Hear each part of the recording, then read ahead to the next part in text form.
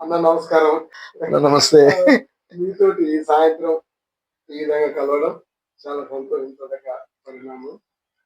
మీ ఆధ్వర్యంలో తెలంగాణ దళిత కథలు, దళిత కథా సాహిత్యానికి ఒక పెద్దర్వాజ లాంటి కృషి వెన్నెల కళ, లండపొడ్డు లాంటి కవిత్వ సంకలనాలు 2015 వాసిరెడ్డి నవీన్ వాళ్ళు తెచ్చే కథ సిరీస్ లో నీరటి గారి కళ చాలా విశేషాదరణ పొందినటువంటి కథ. అటు కవిత్వంలో, ఇటు కథా సాహిత్యంలో, అదే సందర్భంలో విమర్శలను, వక్తగాడు, సామాజిక ఉద్యమకారుడిగా, కార్యకర్తగా, అంబేద్కరిస్ట్గా అనేక పాత్రలు పోషిస్తున్న బహుముఖీన కృషి మీకు ఎలా సాధ్యమైంది? సిద్ధంకి యాదగిరి వస్తే నేను ఇవాళ ఒక మాదిగ జాగృతి మీటింగ్ ఉండడం వల్ల డాక్టర్ సిహెచ్ విశారదన్ పిలుపు మేరకు సిద్దిపేట రావడం జరిగింది. సో నాకు ఆత్మీయుడు, అగ్రజులు, సోదర సమానులు డాక్టర్ సిద్ధంకి యాదగిరి అన్న వాళ్ళ ఇంటికి రావడం, వాళ్ళ ఆతిథ్యాన్ని స్వీకరించడం అది ఒక పెద్ద అనుభూతి, గొప్ప సంతోషకరమైనటువంటి విషయం. అయితే నేను మీరు అనుకుంటున్నట్టుగా పెద్దగా బహుముఖీన పాత్రలేని విజయవంతంగా నిర్వహించలేదు. చిన్నగా నాకు అంటే jack of all master of none అనే ఒక సామెత ఉన్నది. నేను అన్నిట్లల్లా పెద్దగా నిష్ణాతుని కాదు, కానీ కొంచెం కొంచెం ప్రవేశం ఉండడం వల్ల అన్నిట్లల్లా ఏదో కొంత వినివేశం ఇప్పుడు చేయడం జరిగింది అంతే. ఎరక గాని, తర్వాత తెలంగాణ మన వెన్నెల కళ, లందపొట్టు, ఈ దీర్ఘ కవితలు రాయడం విశేషమైన పాత్ర ఉంది. మొదటగా మీరు ఏ ప్రక్రియ నేర్చుకున్నారు? మొదటగా అంటే పాట ప్రక్రియ ఇష్టం బాగా. పాటలు మొదట్లో మాకు అంటే మా ఊర్లో కమ్యూనిస్ట్ బ్యాక్గ్రౌండ్ ఉండడం, చిన్నప్పుడే మాకు తెలియకుండానే ఆ ఎర్రజెండా పాటలు, ఆ ఎర్రజెండా కార్యక్రమాలు అన్నీ కూడా మేము మాకు ఏమీ తెలియని సందర్భంలోనే మా మనసుల మీద ఒక చెరగని ముద్ర వేశాయి. తదుపరి ఈ మార్క్సిస్ట్ ఐడియాలజీ నుంచి Veeranna ideology, comrade Maroju Veeranna ideology, మా గురువు ఇంటర్లో కుంకల వెంకటనారాయణ అని మాకు ఒక మంచి గురువు ఉండేవాడు, బోయ.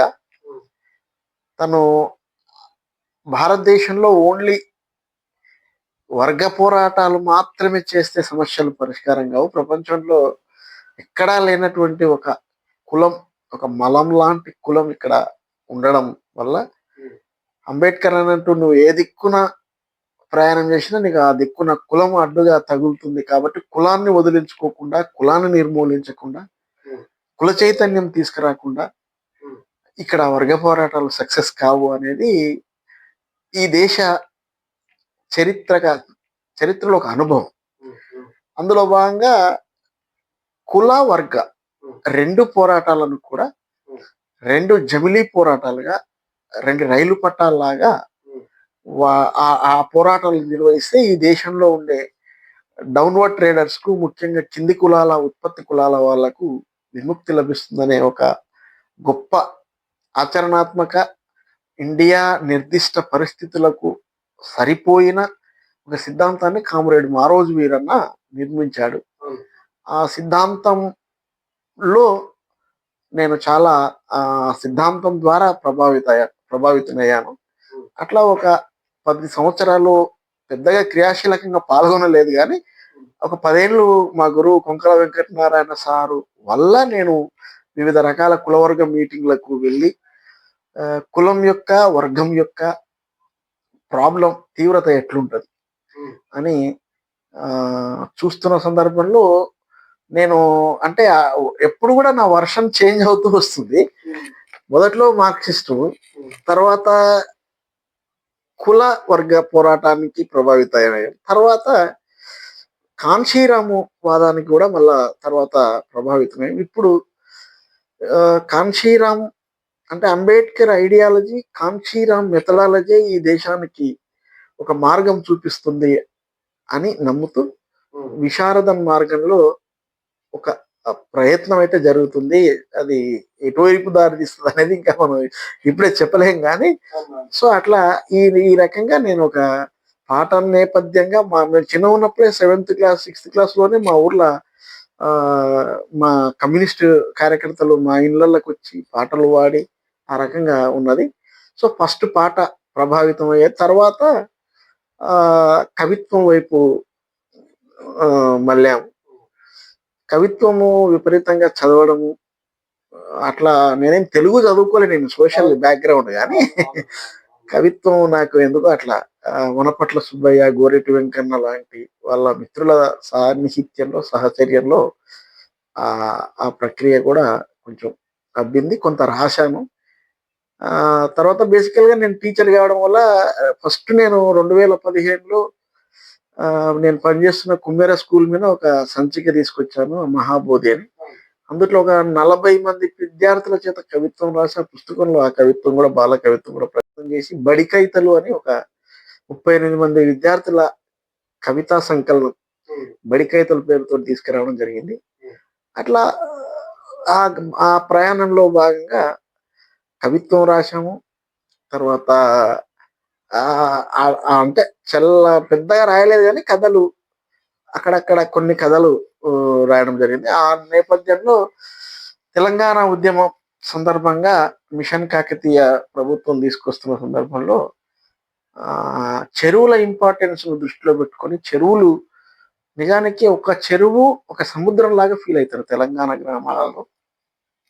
చెరువు యొక్క నేపథ్యం, చెరువు మీద ఆధారపడే వృత్తి కులాలు, ఆ చెరువు ఎట్లా ఊరికి ఆదెరువు అవుతుందనే ఒక పాయింట్ తీసుకొని నీరేటి కాడి కళ అనే ఒక కథ రాస్తే అది కథా సాహితీ వాళ్ళు వాసిరెడ్డి నవీను, పాపినేని శివశంకర్ లాంటి వాళ్ళు ఒక సిరీస్గా కథల మంచి కథలను వాళ్ళు ఎంపిక చేస్తూ ప్రచురిస్తున్నారు. అందులో భాగంగా 2015లో నా కథ ప్రచురణ అయ్యింది. ఇక అక్కడ నుంచి కొంచెం కథలంటే ఇక బాగా ఇష్టం. సాయి పెద్ది, ఊరు మెచ్చిన మనిషి, ఇవన్నీ కూడా అవన్నీ మా ఊర్లో ఉండే పాత్రలే అవన్నీ. జీలుబండ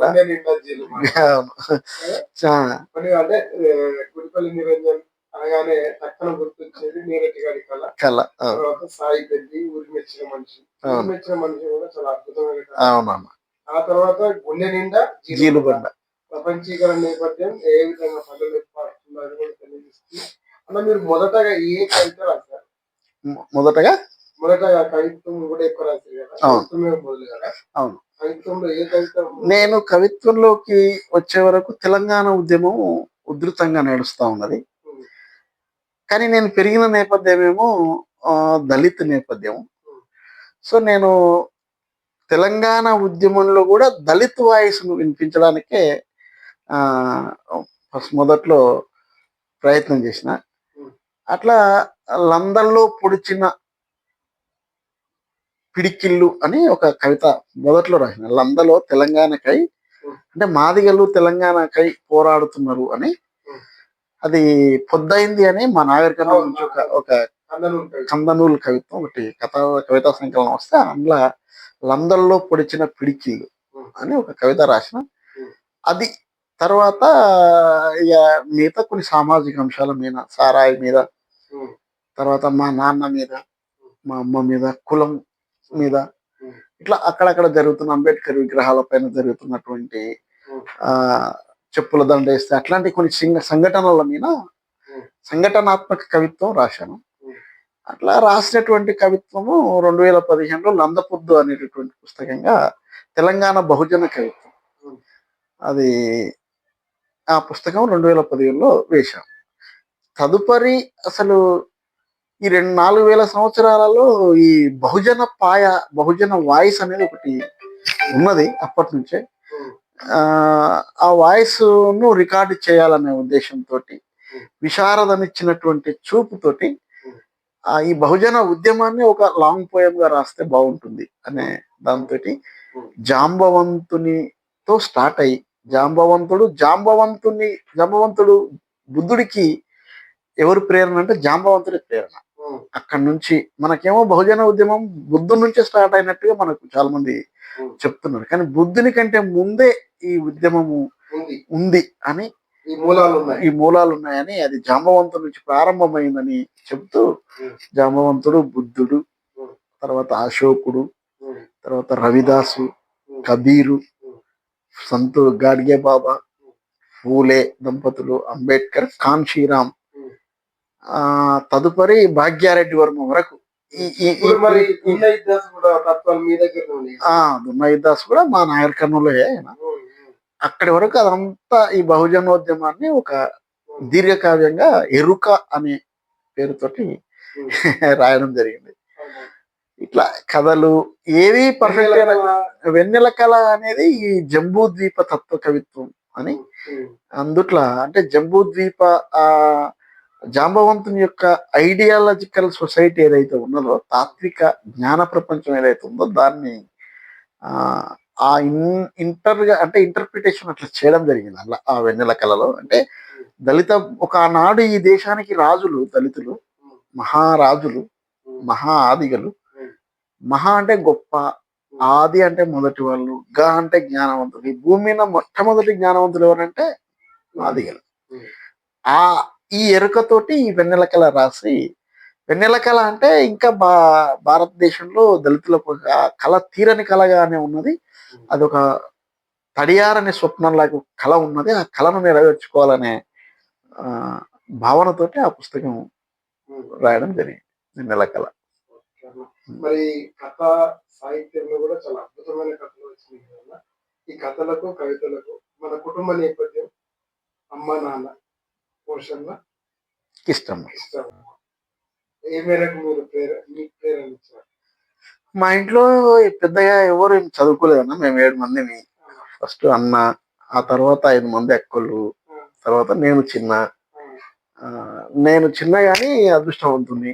అందరూ నాకంటే పెద్దవాళ్ళు కాబట్టి వాళ్ళ కొంచెం కొంచెం కొంచెం ప్రేమ ఇవ్వడం వల్ల వాళ్ళ చిటికెన వేళ్ళు పట్టుకొని వాళ్ళు ఇచ్చినటువంటి పుష్ తోటి కొంచెం చదువుకొని ఈ మాత్రం ఒక సామాజిక ప్రపంచంలో అంబేద్కర్ ఇచ్చినటువంటి స్ఫూర్తితోటి, పూలే ఇచ్చినటువంటి స్ఫూర్తితోటి ఆ చదువుకొని మా కుటుంబ పరిస్థితులను కూడా అర్థం చేసుకొని, అవన్నీ కూడా నా కథల్లో దాదాపుగా ఇవన్నీ మా పెద్ది వాళ్ళు, మా పెద్ది సాయి పెద్ది అంటే మా పెద్ది, ఇవన్నీ కూడా మా పాత్రలు ఉంటాయి. మా నాన్న కూడా నీరేటికాడి కళలో మా నాన్న ఉంటాడు. అంటే పేరు కొంచెం మార్చాను, నాన్న జీవితమే ఉంటుంది.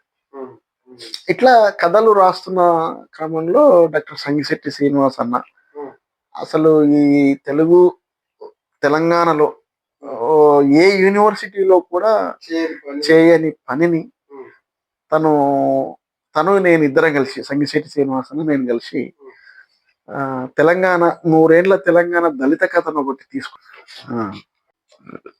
అట్లా ఇది ఒక అద్భుతమైన నా జీవితంలో సంగిశెట్టి అన్నతో కలిపి చేసినటువంటి ఒక గొప్ప పనిగానే నేను ఫీల్ అవుతున్నా. ఇది ఒక యూనివర్సిటీ చేయాల్సినంత పని నేను సంగిశెట్టి అన్న కలిసి ఇద్దరం కలిసి చేయడం జరిగింది.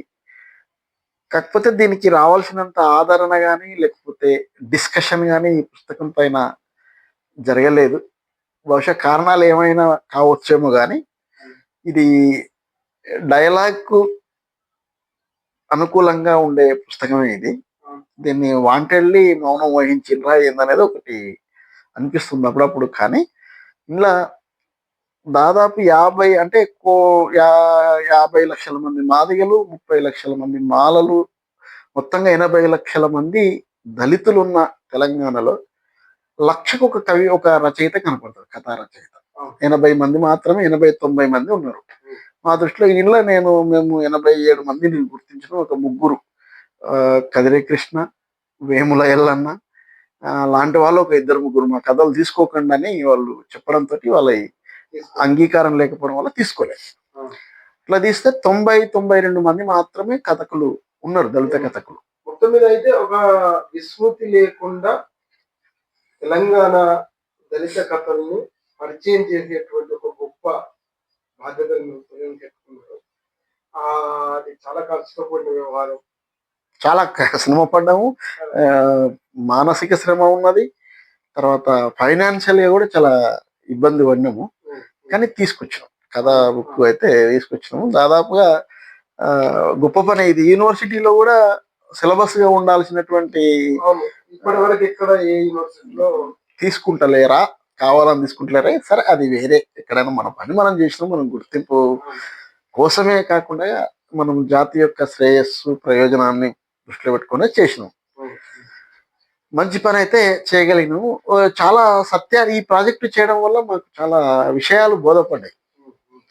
అంటే ఆ! సంపాదకులుగా హ్మ్. మీరు అంటే ఫస్ట్ 'జులూస్' వచ్చింది. అవునన్న. కవిత సంకలనంలో వనపర్తి సుబ్బన్న. మీరు 'జులూస్' గురించి చెప్పండి. 'జులూస్'. 'జులూస్‌లో' నేనేం సంపాదకుని కాను. ఆ! ఆ! 'జులూస్' కవులలో నేనొక్కడిని. 'జులూస్' కవులలో మీరు. 'జగన్ రెడ్డి', 'కొల్హాపురం విమల' ఇద్దరు సంపాదకులు. ఆ! ప్రధాన సంపాదకుడు సామిడి జగన్ రెడ్డి. ఆ! అది తెలంగాణ ఉద్యమ సందర్భంలో తెలంగాణ ఉద్యమ కవిత చిత్రకళా సంచిక అది. హ్మ్. అందులో చిత్రాలుంటాయి, కవిత్వం ఉంటది. హ్మ్. అదొక డిఫరెంట్ యాంగిల్‌లో జగన్ రెడ్డి దాన్ని వాయిస్. తీసుకురావడం జరిగింది. నాకు ఒక చాయిస్ ఇచ్చిండు జగన్ రెడ్డి. హ్మ్. నిజానికి జగన్ రెడ్డి కూడా నా మీద చాలా అంటే ఎదగడానికి ఒక కారకులలో తను ఒకడు. కవిత్వం ఎట్లా రాయాలని చెప్పడం. మొదటగా జగన్ రెడ్డే నా కవిత్వాన్ని తీసుకొని 'జులూస్‌లో' ప్రచురించిండు. అంతకుముందు నాది పెద్దగా పుస్తకం ఏం రాలేదు ఇంకా. అన్నాను. అయితే ఇంకొకటన్నా ఇప్పటివరకు మీరు ఎక్కడ ఎవరిని నొప్పించినట్టుగా అనిపించదు. అది మీ అదే. మంచితనం అనుకోవాలా? లేకపోతే ఆ! అంటే గాయాలు చేసినటువంటి వాళ్ళు ఉన్నారు గానీ, ఆ! ఎందుకో ఇంగ మనం పిలిచి గొక్కి వాళ్ళతోటి లొల్లి పెట్టుకునే స్వభావం కాదు నాది. అవును. నేను కొంచెం అవును. ముభావంగా ఉండి వాళ్ళను సైలెంట్‌గా ఎళ్ళిపోతా అంతే. అట్లా అవును. ఎళ్ళిపోవడం వల్ల నాకు ఏం పెద్దగా శత్రువులు లేరు.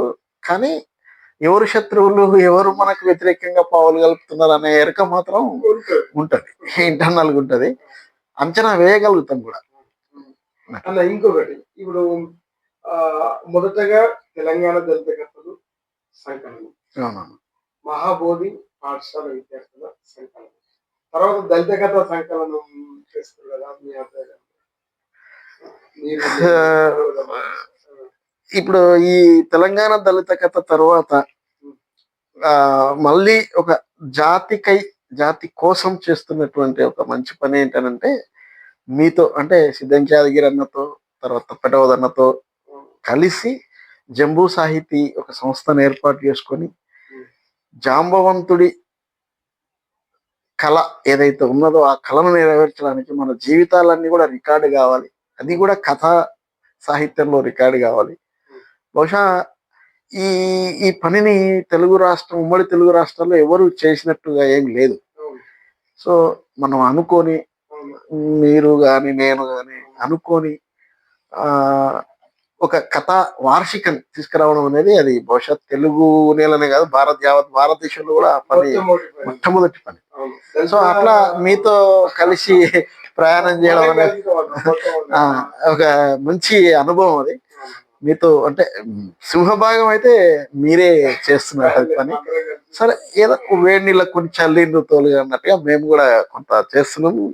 చిందు నేల గాని, అంతకుముందు తొండెం బొక్కన గాని, సాక, కొమ్ము ఇప్పుడు వస్తున్న 2024 కథ వార్షిక గండదీపం గాని, ఇవన్నీ కూడా ఒక మంచి అనుభూతులు. మంచి పని చేస్తున్నాం అన్న ఒక తృప్తి అయితే మిగులుతుంది. ఇది చూద్దాం. ఇంకా ఎన్ని రోజులు తీయగలుగుతాం అనేది తీద్దాము. ఎన్ని రోజులు వీలైతే అన్ని రోజులు తీయడానికే ప్రయత్నం చేద్దాం. కానీ దళిత కథకు మాత్రం ఒక గొప్ప చేర్పును దళిత సాహిత్యానికి మనం అంతే అందిస్తున్నాం అనే ఒక నమ్మకము, తృప్తి ఉన్నది.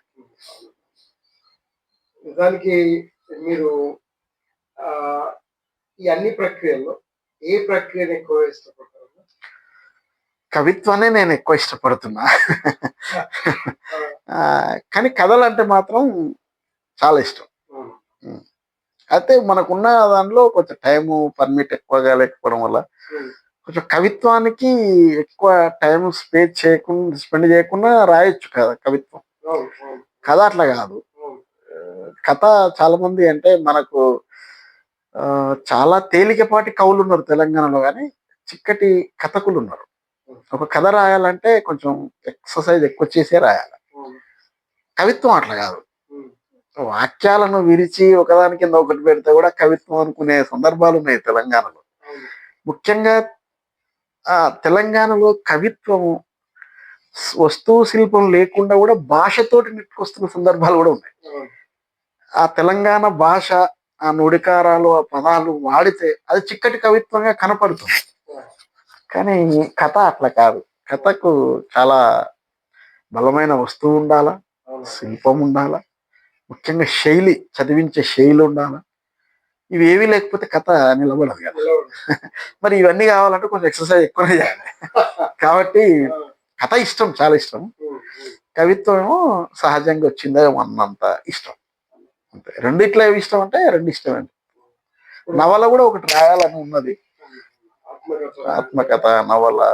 మీరు ఇంకా అంటే ఈ జాంబవంతుని ఆదర్శాన్ని తీసుకొని అంబేద్కర్ స్ఫూర్తితోటి స్టేజ్ మ్యారేజ్ కూడా చేస్తున్నారు. అవునన్నా. ఇప్పటివరకు ఎన్ని చేశారన్నా?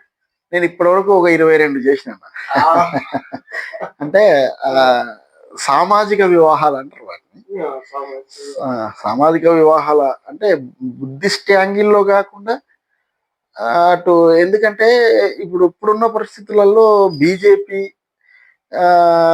ఆర్ఎస్ఎస్ వాళ్ళు ఇప్పుడు బౌద్ధాన్ని కూడా వాళ్ళు ఎదగనీయకుండా చేసేటటువంటి, ఇప్పుడు వాళ్ళు క్రైస్తవాన్ని, ముస్లిం వాదాన్ని, ముస్లిం సిద్ధాంతాలను, ముస్లిం సంస్కృతిని ఎట్లా చూస్తున్నారో బౌద్ధం సంస్కృతిని కూడా అంతే శత్రువుగా చూస్తున్నారు వాళ్ళు. ఒకవేళ దళితులు, బహుజనులు బౌద్ధం వైపు అట్రాక్షన్ అయ్యి అంబేద్కర్ను ఆదర్శంగా తీసుకొని అటువైపుగా వెళ్తే వీళ్ళు మైనారిటీ అవుతారు. కాబట్టి మేము చేసేటివి బుద్ధిస్ట్ మ్యారేజ్లే, కానీ కొంత టెక్నికల్ వర్క్ తోటి మన పైన మనల్ని మనం కొంచెం ఇంకా అప్పటికే శత్రువుకి ఎందుకు స్పష్టంగా కనపడకుండా, అభిముఖంగా కనపడకుండా మన పని మనం చేసుకుంటాం. సామాజిక వివాహాలని ఒక పేరు పెట్టి దానిలో మన మహనీయులు అంబేద్కర్ కానీ, పూలే కానీ, జాంబవంతుడు కానీ చెప్పినటువంటి వివాహ పద్ధతులు ఏవైతే ఉన్నాయో, అంటే జస్ట్ లైక్ అది కమ్యూనిస్టు వాళ్ళు చేసే స్టేజ్ మ్యారేజ్ టైప్ గానే ఉంటుంది, కానీ కాదు. అది కాదు. అది అందులో పంచశీల ధర్మాలు ఉంటాయి, అన్ని బౌద్ధానికి సంబంధించినటువంటి పద్ధతులన్నీ కూడా అందులో ఉంటాయి. అది ఒక మంచి ఆల్టర్నేటివ్, సబాల్టర్న్ మ్యారేజ్ సిస్టమ్ అని చెప్పొచ్చు. ఆల్టర్నేటివ్, ఎందుకంటే మనం ఎప్పుడు కూడా ఒక దానిని నిందిస్తున్నాం కానీ నిర్మిస్తలేము. ఆల్టర్నేటివ్ గా నిర్మించడం అనేదే ఆ సామాజిక వివాహాలు. అవే కాదు, అమ్మాయిల ఫంక్షన్స్ కానీ, గృహప్రవేశాలు కానీ అట్లా చాలా చేస్తాం. అది ఒక ఆల్టర్నేటివ్ కల్చర్ లో భాగంగా అది ఆ పని చేస్తాం. అలా ఇంకొకటి, మీ లోపల మీరు వ్యాఖ్యానం చాలా అద్భుతంగా చేస్తారు. జిల్లా స్థాయి, జాతీయ పతాకావిష్కరణ, పరేడ్ ప్రోగ్రామ్స్ ఇవన్నీ చేస్తారు. అది కూడా నిజంగా ఎంత అద్భుతం. ఎన్ని చేశారు ఇప్పటి వరకు? దాని తెలంగాణ ఏర్పడ్డ తర్వాత దాదాపుగా జిల్లాలో జరిగేటటువంటి ఫ్లాగ్ హోస్ట్ కార్యక్రమాలు ఉంటాయి కదా, పరేడ్ ప్రోగ్రామ్స్, అవి నేనే చేస్తున్నా. 2018 నుంచి చేస్తున్నా. సాహిత్యము కొంచెం చదువుకోవడము, కొంచెం సౌందర్యాత్మకమైన పదాలు కవిత్వంలో ఉంటాయి కాబట్టి అవి వాడేటప్పుడు కొంచెం అభివర్ణన, పిలిచేటప్పుడు అవన్నీ కూడా ఆటోమేటిక్ వస్తాయి. సో తెలంగాణలో జరుగుతున్న ప్రతి జూన్ 2 కార్యక్రమానికి కానీ, అటు జెండా పండుగలు 26 జనవరి కానీ, ఆగస్టు 15 కానీ, అట్లాంటి కార్యక్రమాలు అన్నింటికి కూడా కలెక్టరేట్ ఆధ్వర్యంలో జరిగే కార్యక్రమాలన్నీ కూడా నేనే వ్యాఖ్యాతగా వ్యవహరిస్తున్నా. అదేదో వాళ్ళకి నచ్చింది, వాళ్ళు తీసుకుంటున్నారు అంతే. అంతగా మనదేం పెద్దగా ప్రత్యేకత లేదు. అట్లే అన్న, ఇప్పుడు ఇంకొకటి, రాణించాలనుకునే కవులకు, సాహితీవేత్తలకు, సాహితీకులకు మీరిచ్చే సలహాలు? రాణించాలనుకున్న ముఖ్యంగా దళిత కవులు కానీ, బీసీ కవులు కానీ, మొదలు వాళ్ళు మన జీవితం, మనకు ఇప్పుడు జీవితం లేకపోతే ఏ రచయిత కూడా, కవి కూడా ముందుకు సాగలేడు. కాబట్టి మనకు మన పరిస్థితుల దృష్ట్యా మనకు అద్భుతమైన జీవితం ఉన్నది. ఆ జీవితమే సరిపోదు కవిత్వం రాయాలంటే.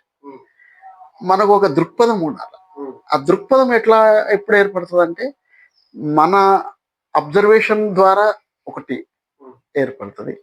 తర్వాత మనకంటే పూర్వం ఉన్నటువంటి కవుల యొక్క కవిత్వాన్ని చదవడం ద్వారా కూడా ఒక మంచి స్పష్టమైన దృక్పథం ఏర్పడుతుంది. దృక్పథం కరెక్ట్గా లేకపోతే కూడా చూపు కరెక్ట్గా ఏర్పడదు. ఆ చూపు కరెక్ట్గా లేకపోతే కూడా మన కవిత్వం కూడా వంకర టింకరనే ఉంటుంది. కాబట్టి ఇవన్నీ చూపు కానీ ఒక దృక్పథం కానీ ఏర్పడాలంటే తప్పకుండా మనకంటే ముందు ఉన్నటువంటి మన మహనీయుల చరిత్రలను చదవాలి. అంబేద్కర్ను కానీ, పూలేని కానీ, బుద్ధుని కానీ, అశోకుని కానీ వీళ్ళని చదవాలా, జాంబవంతుని కానీ చదివితే మనకు ఒక స్పష్టత ఏర్పడుతుంది. ఆ స్పష్టతలో నుంచి మనం ఏది రాసినా అది ఒక మంచి వైపుగా ప్రయాణం చేయడానికి అవకాశం ఉంటుంది. కాబట్టి నేను ఇచ్చే సలహా ఏంటనంటే కొంచెం బాగా అధ్యయనం చేయాలి.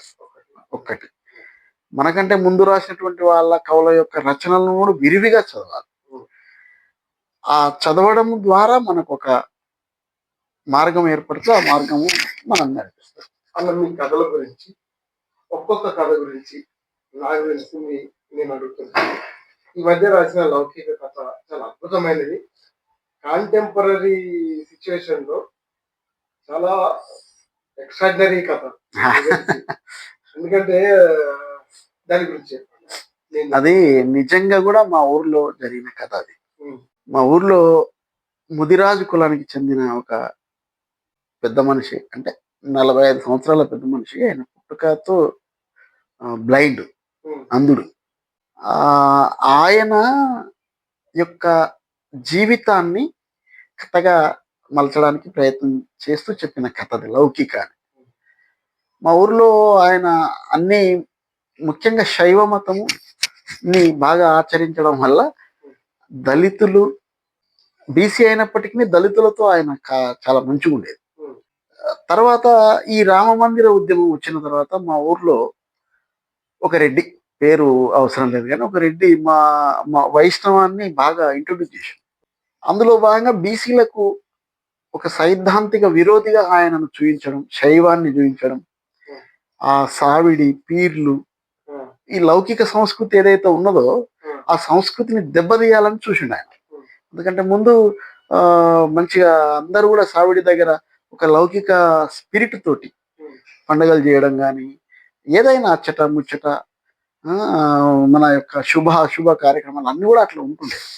అట్లా కాకుండా ఆ వాతావరణాన్ని డ్యామేజ్ చేసిన ఆయన ఒక రెడ్డి గారు చేసి, దళితులు ఎక్కువ మటుకు ఈ బొందయ్య మామ, ఆయన ప్రభావానికి గురయ్యేవాడు. చాలా నిజాయితీపరుడు ఆయన. గుడ్డివాడు అయినప్పటికీ సొంత స్వశక్తి మీద, స్వధర్మం మీద, ఆ స్వాభిమానం మీద ఉన్న మనిషి ఆయన. స్వశక్తి, స్వధర్మము, స్వాభిమానం అవి మెండు ఆయనకు. సో అట్లా ఉన్న మనిషిని ఒకరోజు రాత్రిపూట చంపేసిండ్రు. చంపి తను చెట్టు కింద చింత చెట్టు ఉంటుంది, చింత చెట్టుకు కావాలుంటాడు. సమ్మర్ వస్తే ఎండాకాలంలో మాడి చెట్టు కాడ కావాలుంటాడు. అవన్నీ ఆ బిజినెస్ చేసుకొని వచ్చినంతా బతుకుతుంటాడు అమ్ముకొని. అట్లా చంపినటువంటి వ్యక్తిని దృష్టిలో పెట్టుకొని, అంటే ఒక లౌకిక డ్యామేజ్ చేస్తారు. లౌకిక భావననే ఒక అబ్యూజ్డ్ కాన్సెప్ట్గా చెప్తున్నారు వాళ్ళు. సో ఎట్లా ఈ రూట్స్, రాజ్యాంగం ఇచ్చినటువంటి స్పిరిట్ ఏదైతే ఉందో అవన్నీ కూడా ఆ కాన్సెప్ట్ ప్రవేశికలో చెప్పినటువంటి కాన్సెప్ట్, డెమోక్రటిక్, సోషలిస్ట్, సెక్యులరు, తర్వాత సావరిన్, ఈ కాన్సెప్ట్లన్నీ ఒక్కొక్క దాన్ని తుంచేస్తున్నారు బీజేపీ వాళ్ళు. సో ఆ వాతావరణం దెబ్బ తింటున్నది అని ఒక దానిలో నుంచి, ఒక పెయిన్ లో నుంచి ఆ కథ రాసిన.